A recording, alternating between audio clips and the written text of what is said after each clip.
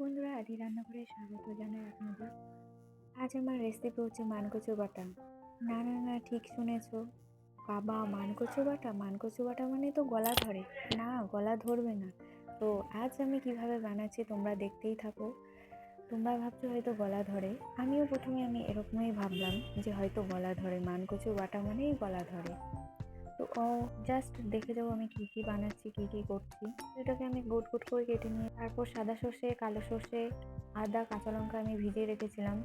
একে একে সব আমি শিলনোড়ায় বেটে নিয়েছিলাম। তো এখানে আমার পরিবেশনের জন্য রেডি হয়ে গেছে। এবার আমি এতে হালকা সর্ষের তেল দিয়ে নিচ্ছি। অল্প সর্ষের তেল না দিলে কি হয় বলো, ঝাঁঝালো টাইপের হবে একটু, তাতেই তো টেস্টটা বাড়বে। তাই তো ঠিক বলেছে তো। এর মধ্যে সামান্য পরিমাণ নুন আর লেবু চিপে দিয়েছি যাতে গলাটা না ধরে। আমি যেভাবে বানিয়েছি সেটা তোমরা টিপসগুলো ফলো করলে কখনোই গলা ধরবে না। তো আমিও প্রথমে এই ভয়টাই পেতাম যে গলা ধরবে, কিন্তু না, গলা ধরবে না। তো খাওয়ার সময় একটা লেবু নিয়ে নেবে আর একটু স্যালাড নিয়ে নেবে এর সাথে।